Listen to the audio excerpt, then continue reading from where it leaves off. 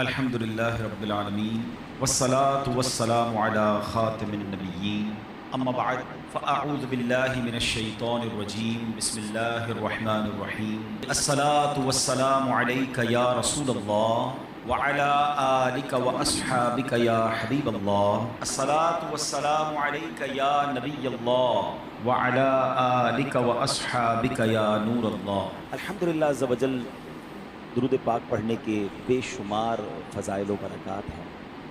ایک بہت ہی خوبصورت حدیث پاک ہے، میرے آقا علیہ الصلوۃ والسلام فرماتے ہیں من صلی علیہ صلاۃ واحدۃ صلی اللہ علیہ عشرہ، جو کوئی شخص مجھ پر ایک بار درود پاک پڑھے اللہ کریم اس پر اپنی 10 رحمتیں نازل فرمایا ومن صلی علیہ عشرا صلی اللہ علیہ مئۃ، جو مجھ پر 10 بار درود پاک پڑھے رب کریم اس پر 100 رحمتیں نازل فرماتا ہے۔ پھر فرمایا ومن صلی علیہ مئۃ صلی اللہ علیہ الف، جو مجھ پر 100 بار درود پاک پڑھے اللہ اس پر 1000 رحمتیں نازل فرماتا ہے۔ کاروباری لوگ بیٹھے ہیں، ہم نارملی اپنے سرمایہ کو ملٹیپل کرنے کی کوشش کر رہے ہوتے ہیں، اس کی ملٹیپلیکیشن دیکھیے، 1 درود 10 رحمتیں، 10 درود 100 رحمتیں، 100 درود 1000 رحمتیں۔ اگر میں اور آپ چاہتے ہیں کہ دن رات مجھ پر رحمتوں کی برسات رہے، میری سیکیورٹی رہے، میں گھر سے جاؤں تو خیر سے جاؤں، خیر سے واپس آؤں، تو درود پاک کو اپنا ورد بنائیے۔ مگر اس حدیث کا جو اگلا پارٹ ہے نا وہ اور بڑا ہی خوبصورت ہے۔ آقا فرماتے ہیں علیہ الصلوۃ والسلام ومن صلی علیہ الفا، جو مجھ پر 1000 بار درود پاک پڑھے زحمت کتفہ کتفی علی باب الجنہ، آقا فرماتے جنت کے دروازے پر اس کا کاندھا میرے کاندھے سے چھو رہا ہو۔ آپ ذرا سمجھیے، کاندھے سے کاندھا کس سے چھوتا ہے؟ امام صاحب اعلان کرتے ہیں مسجد میں ذرا کاندھے سے کاندھا ملا کر سفید سیدھی کر لیں، ویری نیکسٹ ٹو می، جو بالکل مجھے میرے برابر میں ہوتا ہے نا، میرا کاندھا اس سے ٹچ ہوتا ہے۔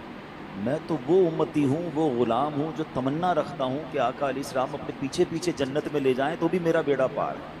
مگر ادھر سے کرم نوازی دیکھیں کہ آپ فرما رہے ہیں کہ میرے ساتھ جنت میں ایسے جائے گا کہ اس کا کاندھا میرے کاندھے سے چھو رہا ہے۔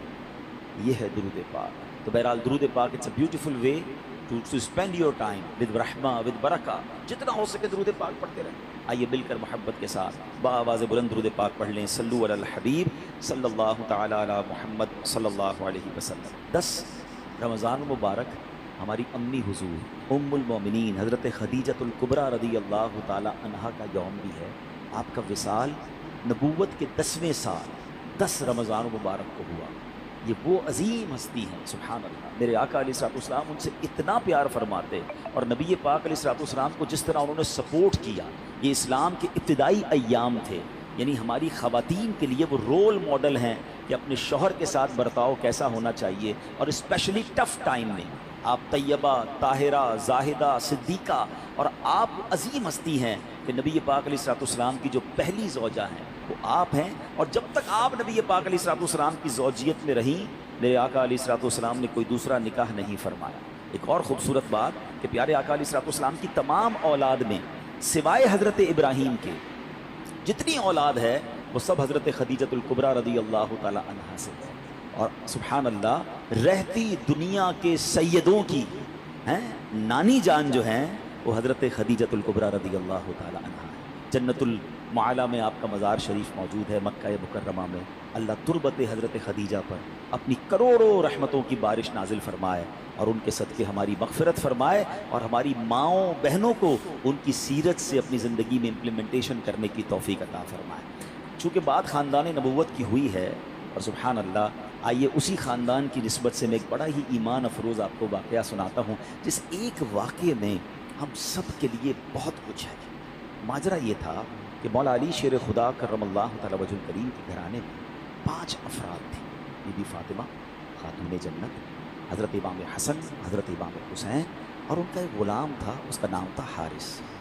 یہ 5 افراد رہتے تھے، اور 3 دن گزر گئے ان کے پاس کھانے کو کچھ نہیں تھا۔ 3 دن تک فاقہ ہے، کھانے کو کچھ نہیں۔ خاتون جنت بی بی فاطمہ رضی اللہ تعالیٰ عنہ نے مولا علی سے کہا اے علی جا کر میرا یہ لباس بیچ کر آ جاؤ۔ ذرا میں تھوڑا سا واقعہ یہ بریک کرتا ہوں، ہم ساتھ ساتھ سیکھتے بھی جائیں گے تو انشاءاللہ آج بیان میں آنے کا مقصد بھی پورا ہو جائے گا۔ یہ گھرانہ کون سا ہے؟ یہ میرے آقا کا گھرانہ ہے، یہ نبی پاک علیہ الصلوۃ والسلام کی जिगर का टुकड़ा बीबी फातिमा रदी अल्लाह तआला अन्हा का घर है। मौला अली वो हैं कि जिनके बारे में नबी पाक फरमाएं जिसका मैं मौला उसका अली मौला, यानी इस कदर अजीम घराना। और सरकार दो आलम अलैहिस्सलाम के पास नेमतों की कोई कमी? आप तो वजह तख्लीक कायनात है ना। नबी पाक अलैहिस्सलाम he is the reason of the all creation. खुद फरमाते हैं कि अगर मैं चाहूं तो ये मक्के के पहाड़ सोने चांदी के बनकर मेरे साथ चलना शुरू हो जाए, इतना अथॉरिटी है। मगर 3 दिन से खाने को नहीं है, मगर उस घराने में शिकवा भी नहीं है, उस घराने में कंप्लेन भी नहीं है। तो उस घराने का तो हाल देखें कि 3 दिन का फाका है। क्या कभी ऐसा हुआ कि हम में से किसी ने अपना लिबास बेचा हो खाने के लिए? खातून जन्नत, जन्नती औरतों की सरदार। आप कह रही है मौला अली शेर खुदा को कि जाकर तेरा लिबास सेल आउट करें और कुछ खाने को ले आए।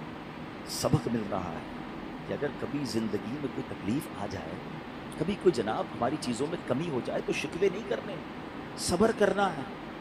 हमें तो जनाब थोड़ा सा कारोबार डाउन हो जाए, थोड़ी मार्केट डाउन हो जाए, थोड़ा सा जनाब कोई नुकसान हो जाए, तो हमारा तो चेहरा ही बता देता है कि लगता है बहुत बड़ा लॉस हो गया है। नहीं जनाब, ज़बां पर शिकवे रंजो अलम लाया नहीं करते, ज़बां पर शिकवे रंजो अलम लाया नहीं करते, नबी के नाम लेवा गम से घबराया नहीं करते। अब ज़रा आगे सुनिए, मौला अली शेर खुदा करमल्लाहु तआला वजहुल करीम वो लिबास मार्केट में जाके सेल आउट करते हैं। वो लिबास बिकता है 6 दिरहम का, ठीक है। अब लॉजिक तो ये कहती है कि 6 दिरहम का अनाज खरीदें और घर वालों के लिए खाना लेकर जाएं।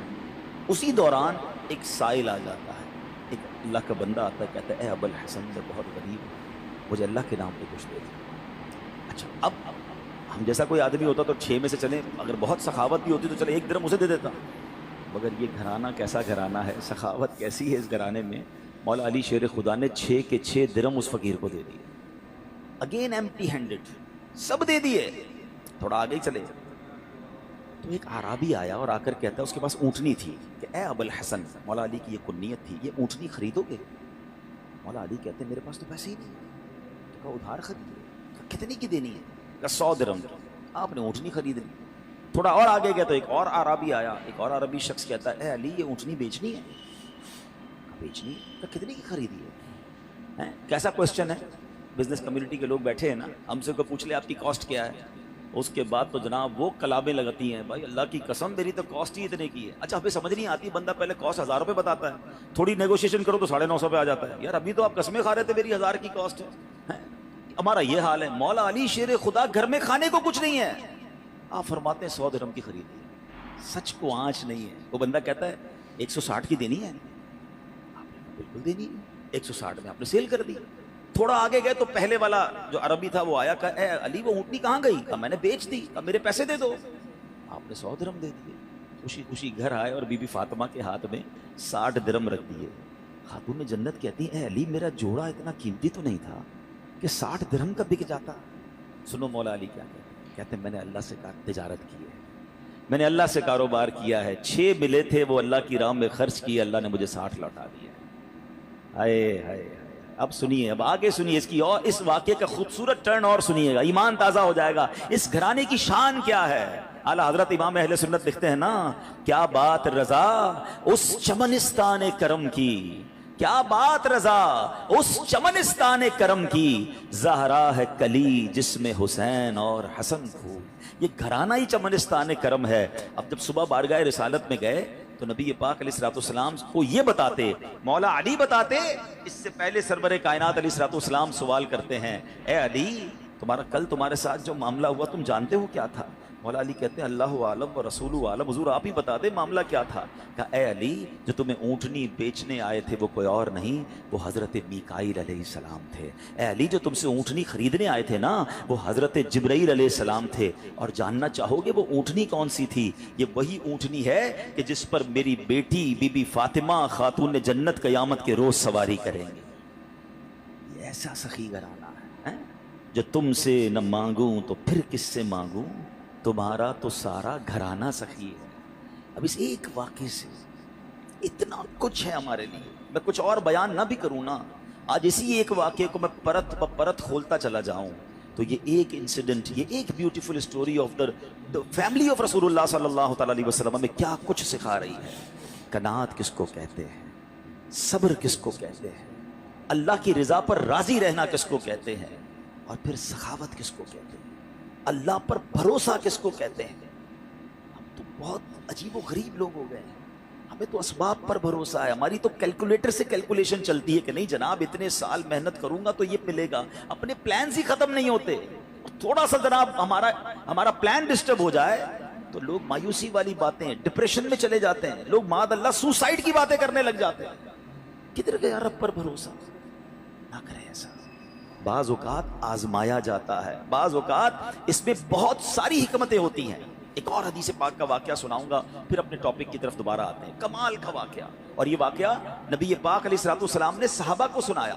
حضرت ابو ہریرہ رضی اللہ تعالیٰ عنہ اس حدیث کے راوی ہیں۔ حضرت ابو ہریرہ کہتے ہیں کہ نبی پاک علیہ الصلوۃ والسلام نے ہمیں یہ واقعہ سنایا کہ بنی اسرائیل میں 3 شخص تھے۔ اب ذرا غور سے سنیے گا، ہم میں سے کئی لوگ ایسے ہیں جو پچھلے 5، 10، 15 سالوں میں اللہ نے ان کو بڑا عروج دیا ہے، اللہ آپ کو اور ترقی دے، آپ کے رزق حلال میں اللہ اور برکت دے، مگر غور سے سنیے گا۔ آقا علیہ الصلوۃ والسلام فرماتے بنی اسرائیل میں 3 لوگ تھے، اللہ کریم کو ان کی آزمائش مقصود ہوئی، ان کا ایگزامینیشن مقصود ہوا۔ وہ تینوں بندے کون تھے؟ اس میں ایک بندہ تھا جس کو برس کا مرض تھا، کوڑ کا مرض ہوتا ہے نا، ایک بندہ تھا جس کی آنکھیں نہیں تھی، نابینا تھا، اور ایک بندہ تھا جس کے بال ہی نہیں آتے تھے، گنجا تھا، اس کی تمنا بڑی تھی کہ بال آ جائے۔ تینوں کسی نہ کسی پرابلم، کسی کلیمٹی، کسی ڈیفیکلٹی میں تھے۔ اللہ نے ایک فرشتہ بھیجا ان کے پاس۔ سب سے پہلے فرشتہ گیا برس کے مریض کے پاس، جس کے جسم پر داغ تھے، عجیب و غریب اس کی جلد تھی، سکن تھی، لوگ اس سے دور ہٹتے تھے۔ اس نے برس کے مریض کو کہا کہ بھائی یہ بتاؤ تمہاری سب سے بڑی تمنا کیا ہے؟ وہ کہتا ہے میری سب سے بڑی تمنا یہ میری بیماری دور ہو جائے، لوگ مجھ سے دور ہو جاتے ہیں، میری باڈی پر عجیب عجیب قسم کے داغ ہیں۔ فرشتے نے دعا کی، اس کے جسم پر ہاتھ پھیرا، اس کی باڈی بالکل ٹھیک ہو گئی۔ کہا یہ بتاؤ تمہیں مال کون سا اچھا لگتا ہے؟ تو وہ بندہ کہتا ہے کہ مجھے جو ہے وہ اونٹنی بڑی پسند ہے۔ فرشتے نے اس کو ایک اونٹنی دی جو گابن تھی، بچہ دینے والی تھی۔ فرشتہ آگے چلا گیا۔ اب فرشتہ پہنچا دوسرے بندے کے پاس، اور وہ بندہ تھا جو گنجا تھا، اس کے بال ہی نہیں آتے تھے۔ فرشتے نے کہا تیری خواہش کیا ہے سب سے بڑی؟ کہتا بس میرے بال آ جائیں، اس سے بڑی کیا تمنا ہے؟ فرشتے نے اس کے سر پہ ہاتھ پھیرا، دعا فرمائی، اس کے بال آ گئے۔ کہ تجھے مال کون سا پسند ہے؟ تو اس نے کہا کہ مجھے جو ہے وہ گائے بڑی پسند ہے۔ اس کو ایک گابن گائے، بچہ دینے والی گائے دی۔ 3rd پرسن کے پاس فرشتہ گیا۔ وہ کون تھا؟ اندھا تھا، مادرزاد، بائی برتھ بلائنڈ۔ تیری کیا تمنا ہے؟ بولا میری تو زندگی میں ہے ہی اندھیرا، اللہ کرے میری آنکھیں آ جائیں۔ فرشتے نے اس کی آنکھوں پر ہاتھ رکھا، دم کیا، دعا کی، اس کی آنکھیں آ گئی۔ تجھے کیا چاہیے؟ کہا مجھے بکری بڑی پسند ہے۔ اس کو بکری دی جو بچہ دینے والی تھی، اور اس کے بعد وہ فرشتے نے برکت کی دعا دی، چلا گیا۔ اب اللہ کی شان دیکھی، اللہ نے ان تینوں کے مال میں خوب برکت دی، ہزاروں بکریاں ہو گئیں، ہزاروں اونٹ ہو گئے، ہزاروں گائیں ہو گئیں، یعنی اس زمانے کے وہ ملینر بلینر بن گئے۔ آفٹر سم ٹائم فرشتہ جاتا ہے اب وہ پہلے بندے کے پاس، برس کے مریض کے پاس، اور فرشتہ بھی اسی اپیرنس میں جاتا ہے، فرشتہ خود بھی برس کا مریض بن کے جاتا ہے، اور جا کر کہتا ہے بھائی مجھے کوڑ کا مرض ہے، ایک غریب مسافر ہوں، اللہ نے تجھے بڑا مال دیا ہے، ایسا کر کہ جو اتنی سارے تیرے پاس سینکڑوں ہزاروں اونٹ ہیں، مجھ غریب کو ایک اونٹنی دے دے۔ وہ بندہ کہتا ہے کہ یہ تو میں نے خود کمایا ہے، یہ تو سب میری ایفرٹ ہے، میرے تو باپ دادا کی میراث ہے۔ کہا یہ تجھے اللہ نے نہیں دیا؟ تو کچھ عرصہ پہلے غریب تھا۔ کہتا ہے نہیں کس نے کہا تجھے؟ میں تو پہلے سے ہی مالدار تھا، میرے تو فیملی کا یہ سارا مال ہے، یہ میں نے اپنی محنت سے کیا ہے۔ فرشتے نے کہا ٹھیک ہے، اگر تو سچا ہے تو ٹھیک ہے، اور اگر تو جھوٹا ہے تو اللہ تجھے پہلے جیسا ہی کر دے۔ فرشتہ دوسرے کے پاس گیا۔ اب کس کے پاس گیا؟ گنجے کے پاس۔ کہا بھائی میں بڑا غریب انسان ہوں، مسافر ہوں، تجھے اللہ نے بڑا مال دیا، اتنی گائے ہیں، ایک گائے مجھے دے دے، تو بھی تو غریب تھا کچھ عرصہ پہلے۔ کہتا کس نے کہا تمہیں میں غریب تھا؟ میں تو شروع سے مالدار ہوں، میرے باپ دادا کی جائیدادیں تھی، یہ تو میرا اپنا کمایا ہوا مال ہے، میں نے کیا ہے سب کچھ، میرے پاس کچھ نہیں ہے تجھے دینے کے لیے۔ ٹھیک ہے اگر تو صحیح کہتا ہے تو ٹھیک ہے، اگر جھوٹ بولتا ہے تو اللہ تجھے پہلے جیسا کر دے۔ اب فرشتہ تیسرے بندے کے پاس گیا جو اندھا تھا، پہلے آنکھ والا ہو گیا تھا۔ فرشتہ آنکھ بغیر کا بن کے اس کے پاس گیا کہ بھائی میری آنکھیں نہیں ہیں اور میں غریب بھی ہوں، تجھے اللہ نے اتنی بکریاں دی ہیں، کچھ مجھے بھی دے دے۔ پتہ ہے اندھا کیا کہتا ہے؟ سابقہ اندھا، سچی بات ہے، آنکھ والا تھا وہ، کہتا ہے بھائی ٹھیک کہتے ہو، میں تو پہلے اندھا تھا، میرے پاس تو کچھ بھی نہیں تھا، یہ سب میرے رب نے دیا ہے مجھے۔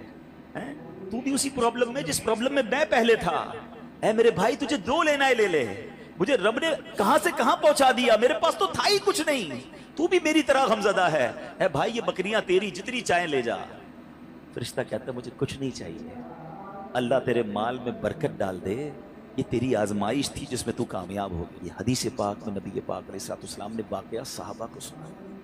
آج سچ بتائیں ہماری کیفیت کیا ہے؟ ہم جب کچھ بن جاتے ہیں تو ہماری زبانوں پر یہ آتا ہے کہ یہ میں نے کیا ہے، یہ میرا کمال ہے، یہ میرے بیسٹ ڈیسیشن تھے، یہ میرا وقت پہ فیصلہ تھا، میں نے پراپرٹی اٹھا لی تھی تو جناب اتنے آگے پہنچ گیا۔ نہیں پیارے پیارے اسلامی بھائی، یہ نہ کرنا۔ ہمیشہ زندگی میں ایک ذہن بنائی رکھنا کہ جو کچھ دیا ہے وہ میرے رب نے دیا ہے، میری کوئی اوقات نہیں ہے۔ ارے مجھ سے زیادہ عقل مند لوگ موجود ہیں، مجھ سے زیادہ پڑھے لکھے سمجھدار لوگ موجود ہیں، اگر رب نے مجھے نوازا ہے تو یہ صرف اس کی مہربانی ہے۔ اور جب بندہ اترانے لگ جاتا ہے، جب اپنی شہرت، اپنے مال، اپنی عزت پر یہ گھمنڈ اختیار کرتا ہے، تو ایک بات یاد رکھیے گا، وَتُعِزُّ مَن تَشَاءُ وَتُذِلُّ مَن تَشَاءُ بِيَدِكَ الْخَيْرُ۔ اللہ جسے چاہے عزت دیتا ہے، جسے چاہے ذلیل فرما دیتا ہے۔ ہم نے کروڑوں جس کے فالوورز ہیں ان کو دیکھا منٹوں میں ذلیل ہوتے ہوئے، زکوٰۃ دینے والے دنوں کے اندر زکوٰۃ لینے والے بنتے دیکھے۔ اے میرے پیارے اسلامی بھائیوں، دنیا میں عروج والے جیلوں میں گرفتار ہوتے بھی آپ نے دیکھے۔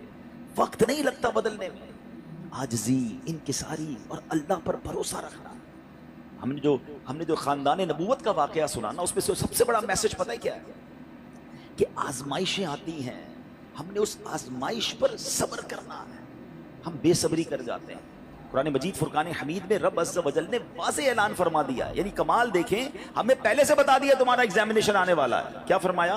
وَلَنَبْلُوَنَّكُمْ بِشَيْءٍ مِّنَ الْخَوْفِ وَالْجُوعِ وَنَقْصٍ مِّنَ الْأَمْوَالِ وَالْأَنفُسِ وَالثَّمَرَاتِ، یعنی اللہ نے فرمایا ان قریب تمہیں آزمائیں گے، بی ریڈی، بی کیئرفل، آپ کا ایگزام ہونے والا ہے۔ اچھا یہ بھی نہیں فرمایا کہ کسی بھی چیز سے ایگزام ہو جائے گا، ہمیں ایگزامینیشن کے کویسچن بھی بتا دیے کہ کیا کیا ٹیسٹ آ سکتا ہے۔ ہم کہتے ہیں ذرا گیس پیپر تو بتائیں، کویسچنز کیا ہوں گے؟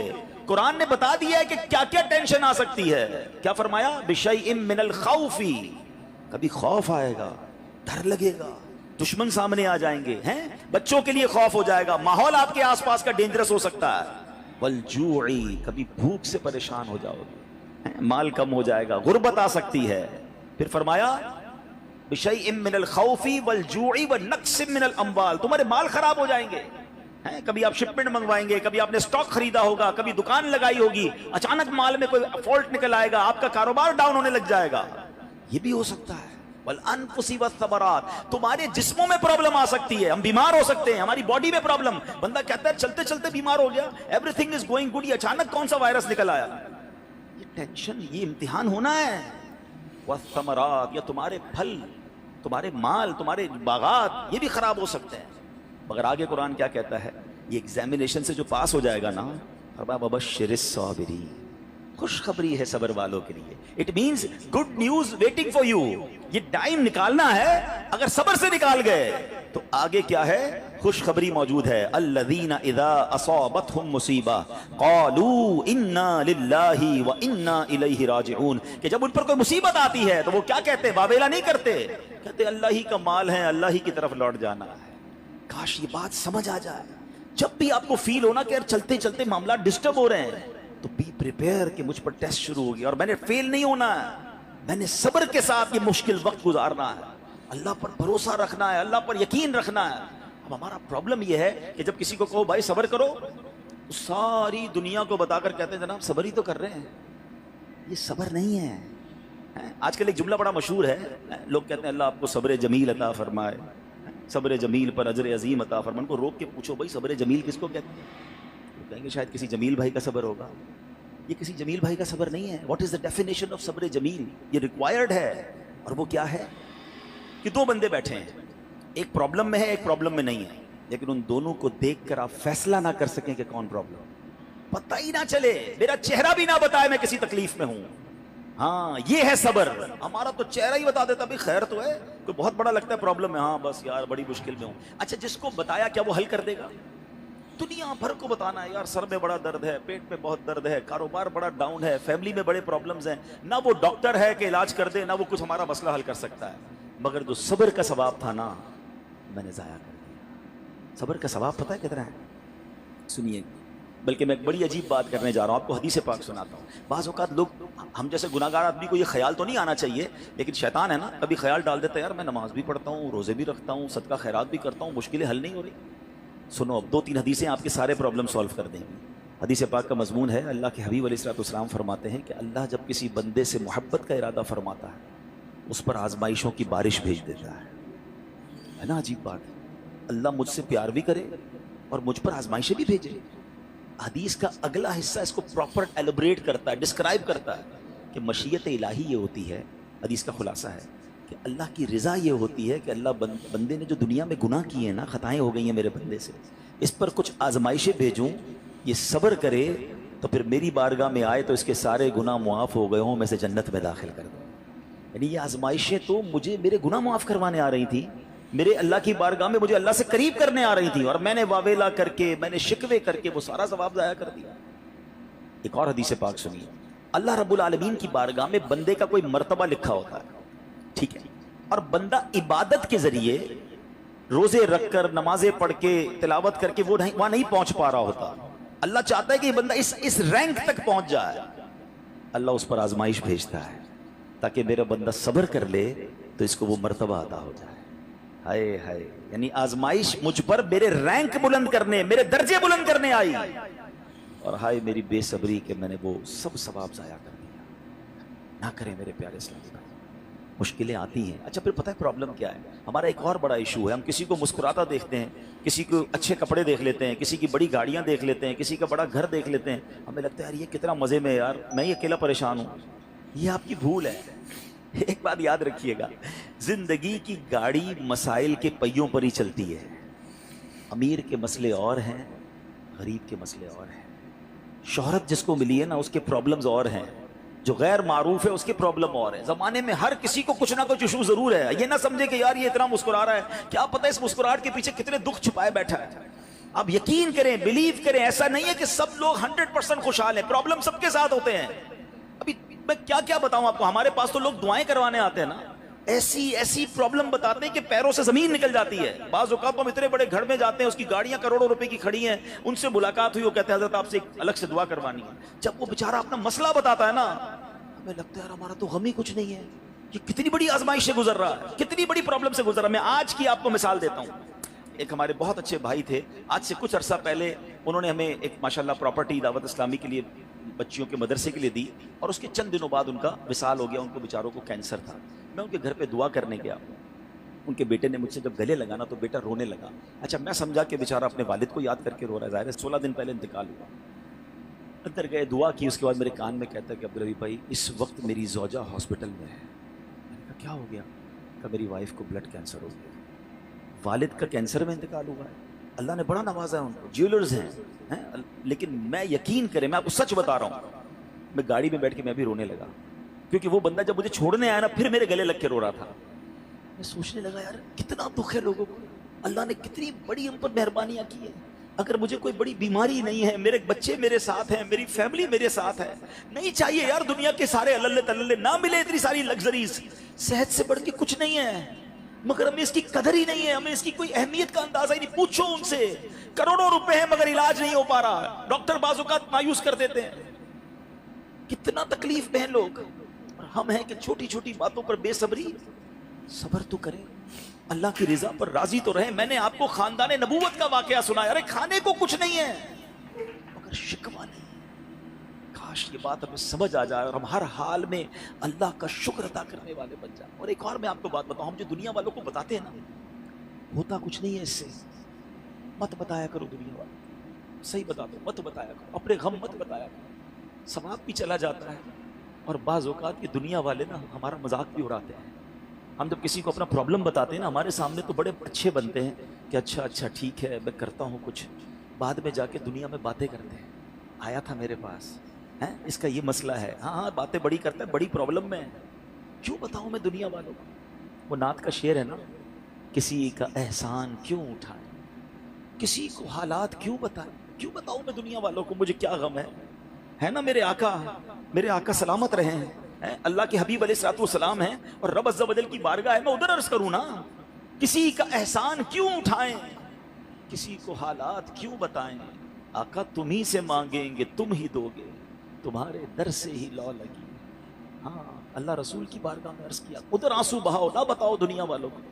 ایک اور کمال کا شعر ہے کہ دنیا والے تو درد دیتے ہیں، دنیا والے تو درد دیتے ہیں، زخمی دل کی دوا مدینہ ہے۔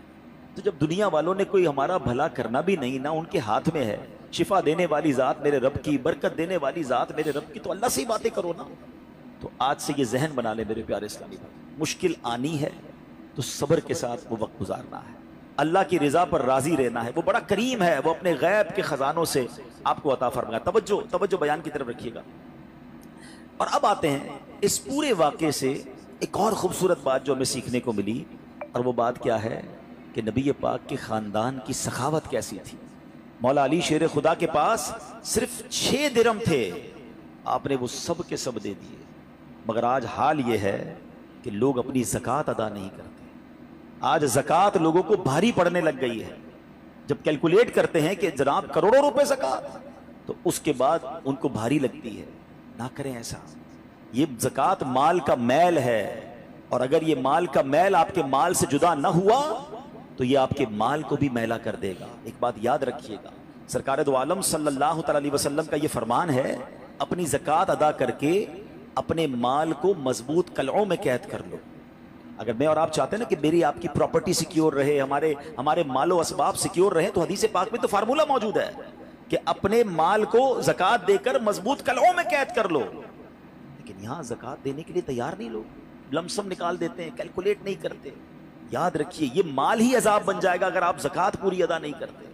اگر ہمارے پاکستان میں سارے سرمایہ دار کچھ نہ کریں، اپنی زکوٰۃ پوری ادا کر دیں، سارے زمیندار اپنی زکوٰۃ پوری ادا کر دیں، آپ اپنی آنکھوں سے دیکھیں گے کہ غربت کتنی جلدی ختم ہوتی چلی جا رہی ہے۔ میں نے ایک بار کیلکولیشن کی، ذرا سنیے گا۔ پاکستان زرعی ملک ہے، ٹھیک ہے، اور اس کی زراعت کی جو کیلکولیشن ہے وہ انٹرنیٹ پر موجود ہے، you can search your self. آپ چیک کر لیں کہ 2023 میں پاکستان کی ٹاپ 20 کراپس کون سی ہوئی ہیں، آپ انٹرنیٹ پر خود ڈھونڈ لیں، آپ کے سامنے اس کراپ کی کیلکولیشن بھی آ جائے گی کہ اتنے ملین ٹن، اتنے جناب کروڑ کیجی جو ہے وہ گندم ہوا، تو کاٹن ہوا، تو فروٹس ہوئے، تو شوگر ہوئی۔ پاکستان کو اللہ نے بڑا نوازا ہے۔ شریعت کا حکم کیا ہے؟ جس اللہ رسول کی ہم بات کر رہے ہیں، جس اسلام کو ہم نے قبول کیا ہے، شریعت کا حکم یہ ہے کہ اگر آپ کی فصل اگتی ہے تو اس فصل میں اگر بارش کا پانی ہے اور آپ اپنا پانی پرچیز نہیں کر رہے اور صرف بارش سے آپ کی فصل اگ رہی ہے، تو جتنی فصل اگی 10% عشر کیا کہتے ہیں 10ویں حصے کو، وہ آپ نے نکال دینا ہے اللہ کی راہ میں، وہ غریبوں کا حق ہے، وہ زکوٰۃ ہے زمین کی۔ اور اگر آپ پانی ٹیوب ویل وغیرہ سے لیتے ہیں، پیسوں سے خریدتے ہیں، تو 5%۔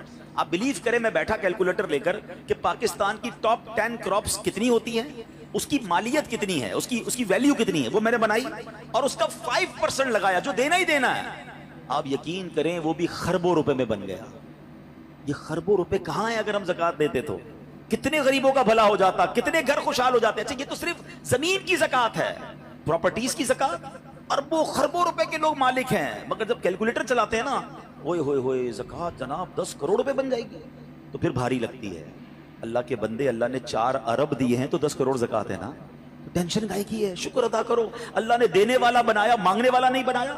مگر آج زکوٰۃ بھاری پڑ گئی ہے۔ آپ کو پتہ ہے قارون کیوں دھسایا گیا تھا؟